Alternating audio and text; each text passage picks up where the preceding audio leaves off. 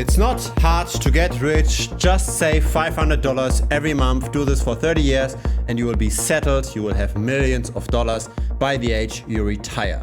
This is the common narrative by people like this Dave Ramsey, who's promoting to be simply frugal with your money. Now here's the problem. Things have changed. House affordability, for example, is at an all-time low. Or here is how much percent of your median income would be needed to finance a median home. So it's impossible to deny there are fundamental shifts happening. Charts like this look nice, right? This is the S&P 500 long term. And yes, there are bumps along the road, but over the long term, things are going up. So why not save in the S&P 500? The issue is this chart here. This is USM2. This is the money supply. So what's going up more? The money that's additionally getting printed or the value of your stocks? Here's another similar chart. This is the long-term gold price. So gold being a hedge against inflation, against money printing. But again, how well does this work? Have a look at this. This is the S&P 500 divided by USM2. Are you really getting wealthy by putting away those $500 every month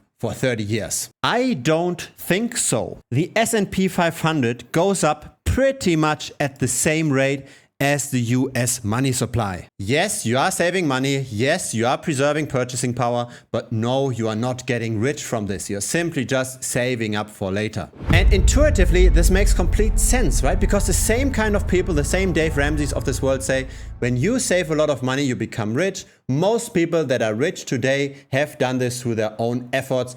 80% or so of millionaires have done it by themselves. They haven't inherited their money. Because if that's true, then how can saving over the long term make you rich? Because this doesn't make sense, right? If you can simply just save to get rich, then most of millionaires today would simply just inherit their wealth. But this is not what happened because saving doesn't work that way, unfortunately. Here is the long-term gold price divided by M2.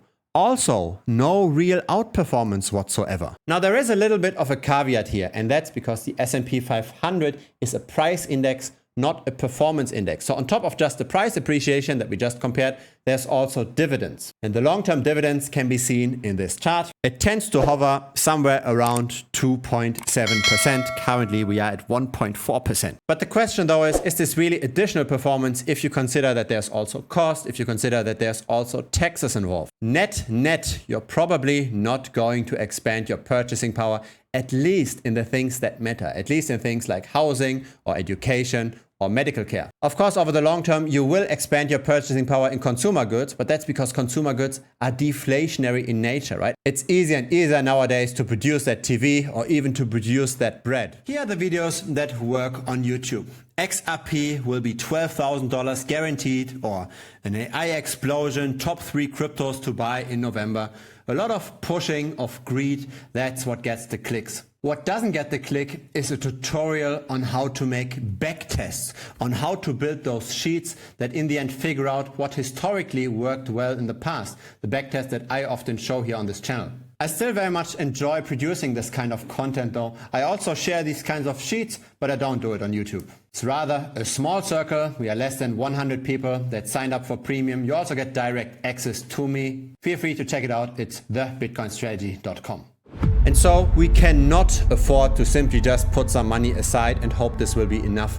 We have to beat the market, or we have to increase our income every year. We have to do something. Now let's have a first attempt at beating the market. This is the S&P 500 divided by the gold price. Isn't that interesting? This is a very, very long-term chart starting in 1884. Sometimes stocks outperform, sometimes gold outperforms, and these waves are massive. In the 80s and 90s, stocks outperformed gold by a 30x. But in the 2000s, stocks underperformed gold by 88%. Now let's just put a 10-year moving average on this. Isn't that fascinating? You can ride those waves relatively constantly without too much trading. Currently, it seems to be better to be in stocks compared to being in gold. And yes, this might be because more and more people are willing to take on more risk, because you can't just buy bonds, you can't just buy the S&P 500. That's also why, for example, technology stocks tend to outperform regular stocks even though interest rates are pretty high. One might expect that technology stocks underperform in high interest rate environments because you have to discount those future cash flows more,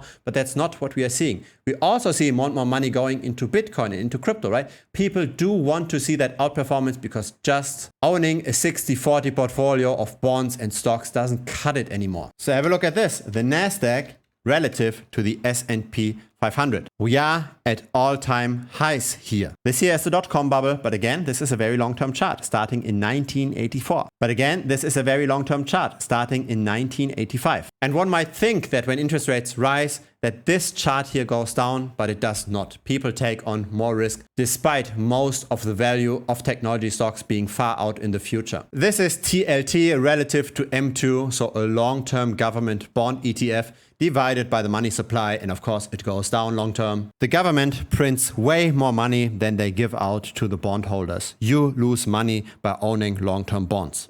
You can't get ahead simply just by putting some money aside and by letting it ride. You have to outperform, or you have to earn much more than the average. There's no way around it. And this is the Bitcoin Strategy channel, and of course I focus on crypto because I believe that crypto is still the most inefficient of the markets. So it's the easiest market to beat. If it's your first time here, feel free to subscribe. I publish videos regularly. A like would be very much appreciated as well. It helps the channel grow. There's also a free Telegram. Link is down below.